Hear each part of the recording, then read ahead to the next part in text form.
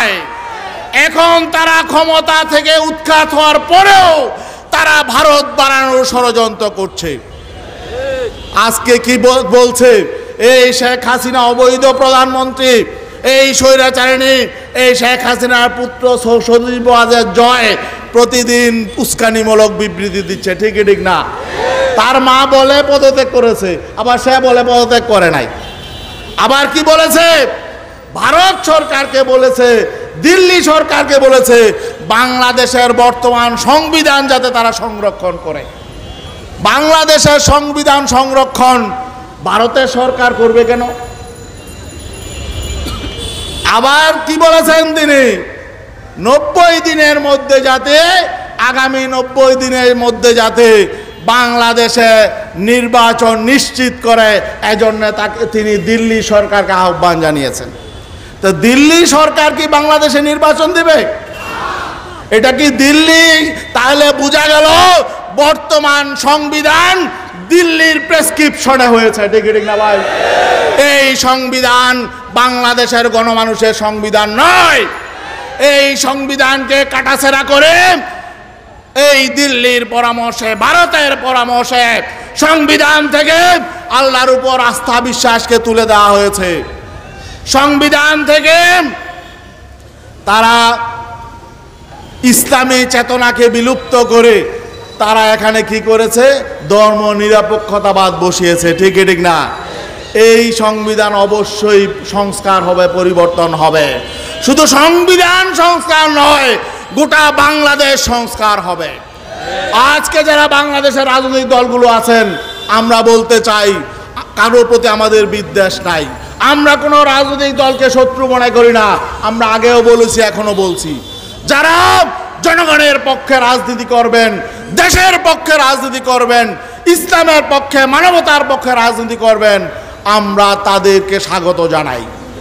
কিন্তু কেউ যদি দেশ নিয়ে ষড়যন্ত্র করেন, মানুষের অধিকার নিয়ে ছিনিমিনি খেলেন, কেউ যদি চাঁদাবাজি করেন, কেউ যদি দুর্নীতি করেন, কেউ যদি দখলবাজি করেন, কেউ যদি মাদক ব্যবসা করেন, তাদেরকে ছাড় দেওয়া হবে না। যারা মানুষ খুন করেছেন, মানুষের বৈষম্য করেছেন, তাদেরকে ছাড় দেওয়া হবে না। কিন্তু কেউ যদি গঠনমূলক রাজনীতি করে, আমরা তাদেরকে স্বাগত জানাই। তবে বিগত 53 বছরের রাজনীতি ভুলে যান। নতুন রাজনীতি হবে বাংলাদেশে, মানুষের কল্যাণের রাজনীতি। পীর সাহেব চরমনাই কল্যাণের রাজনীতি করে, ইসলামী আন্দোলন বাংলাদেশ গণমানুষের কল্যাণের রাজনীতি করে। অতএব সন্ত্রাসের রাজনীতি, নৈরাজ্যের রাজনীতি, প্রতিহিংসার রাজনীতি, ধ্বংসের রাজনীতি, জিজ্ঞাসার রাজনীতি আজকে থেকে ভুলে যান। আমরা ঐক্যবদ্ধ। আমরা যে দলই করি না কেন, স্বৈরাচার বিরোধী আন্দোলনে যারা এই মাঠে ছিল, শুধু আমরা ছিলাম না, ছাত্ররা ছিল আগে, আমরা তাদের পাশে ছিলাম।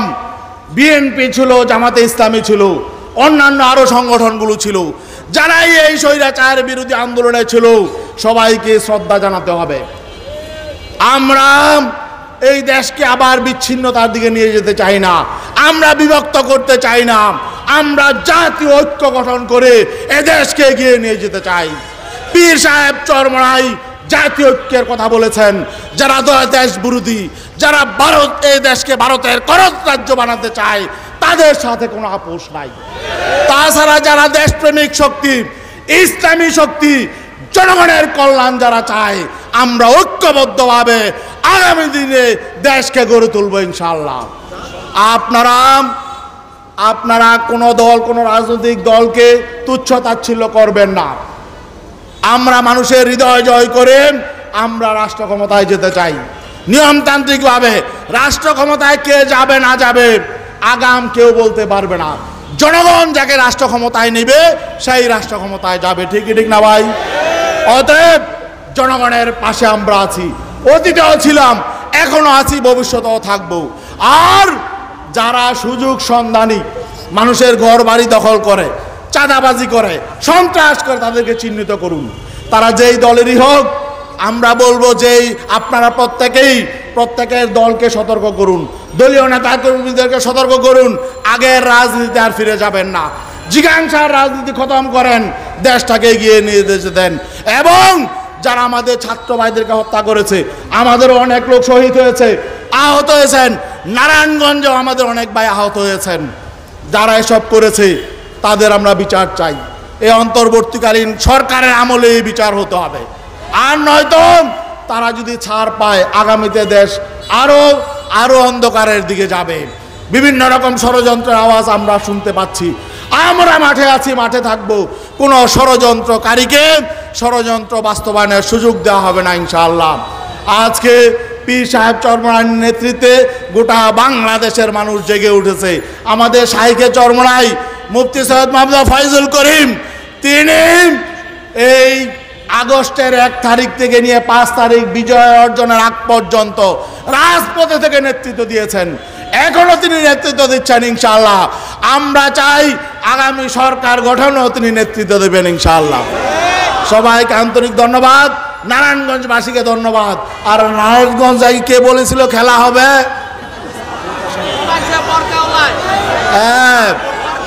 এই এরা খেলাধুলা করেছে, এদেরকে আর খেলাধুলার সুযোগ দেওয়া হবে না ইনশাআল্লাহ। আল্লাহ হাফেজ। আমাদের অনেক বক্তাই বলেছেন যে আমরা নতুন বাংলাদেশ পেয়েছি। বাংলাদেশ স্বাধীন হয়েছিল 1971-এ, আজ থেকে 53 বছর আগে। কিন্তু বিগত 53 বছর যারা দেশ শাসন করেছে, মানুষকে প্রকৃত স্বাধীনতার স্বাদ দিতে পারে নাই। যারা এই বাংলাদেশকে দীর্ঘদিন শাসন করেছে, তারা জনগণের অধিকার ফিরিয়ে দিতে পারে নাই, অর্থনৈতিক মুক্তি দিতে পারে নাই, বাংলাদেশের মানুষের নিরাপত্তা দিতে পারে নাই, সাম্য প্রতিষ্ঠা করতে পারে নাই, তারা বৈষম্য নিরসন করতে পারে নাই। যে কারণেই আমরা কি দেখতে পেলাম, ছাত্র যুব সমাজ বৈষম্য বিরোধী আন্দোলনের নামে এই স্বৈরাচার পতনের আন্দোলনের সূচনা করেছিল। এই বৈষম্য বিরোধী ছাত্র আন্দোলন এটা 1 মাসের ঘটনা নয়। আমি মনে করি বিগত 53 বছরের মানুষের মধ্যে যে বৈষম্য তৈরি করা হয়েছে, যে ক্ষোভের সঞ্চার হয়েছে, এই ক্ষোভের বহিঃপ্রকাশ ঘটেছে বিগত এই 5ই আগস্ট। জুলাইয়ের শেষে তীব্র আন্দোলনের সূচনা হয়েছে এবং তা বিজয়ের আকার ধারণ করেছে 5ই আগস্ট। এটা হলো দীর্ঘদিনের বৈষম্যের কারণে মানুষের মধ্যে যে ক্ষোভ সৃষ্টি হয়েছে, এই ক্ষোভের বহিঃপ্রকাশ। বিশেষ করে এই পতিত স্বৈরাচার, ইতিহাসের জঘন্যতম স্বৈরাচার সরকার এই আওয়ামী লীগ সরকার। আওয়ামী লীগ এখন আর কোনো গণতান্ত্রিক সংগঠন নয়, এটি একটি ফ্যাসিবাদী, একটি স্বৈরতান্ত্রিক সন্ত্রাসী সংগঠন। তারা এদেশের মানুষকে তারা এই বিগত 16 বছর না, শুধু যখনই তারা ক্ষমতায় এসেছে, স্বাধীনতার পরে 75 পর্যন্ত তারা এদেশে দুঃশাসন কায়েম করেছিল। সেই 96 থেকে নিয়ে 1996 থেকে নিয়ে 2001 পর্যন্ত তখনও তারা দুঃশাসন কায়েম করেছিল। আবার তারা এই 2008 থেকে নিয়ে এই 2024 সালের এই 5ই আগস্ট পর্যন্ত তারা দুঃশাসন কায়েম করেছে, তারা দুর্নীতি করেছে, মানুষকে নিঃসহ নির্যাতন করেছে এবং তারা গোটা জাতিকে তারা বিভক্ত করে শোষণ করার চেষ্টা করেছে। তারা বারবার, আমরা যারা টুপিওয়ালা দাড়িওয়ালা তাদেরকে বলতো তারা পাকিস্তানি রাজাকার, ঠিক না?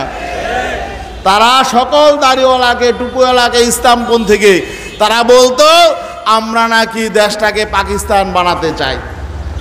আর জনগণ বলতো তারা ভারতের রাজাকার, ঠিক না? বলেন দেখি, বাংলাদেশ থেকে কেউ পাকিস্তান এই পর্যন্ত পালিয়ে গেছে? কোনো দাড়িওয়ালা, টুপিওয়ালা, ইসলামপন্থী কোনো মানুষ পাকিস্তান পালিয়ে গেছে? আর তারা কি করলো? তারা কোথায় পালিয়েছে? তাহলে কি প্রমাণ হলো? তারা যে ভারতের দালাল, ভারতের রাজাকার, এটা তারা প্রমাণ করে দিল। আর তারা অন্যদেরকে বলতো রাজাকার, অন্যদেরকে বলতো আমরা নাকি এটাকে পাকিস্তান বানাতে চাই। না, বাংলাদেশ কোনোদিন পাকিস্তান হবে না। পাকিস্তান থেকে আমরা মুক্ত হয়েছি, আবার বাংলাদেশ কোনোদিন ভারতও হবে না।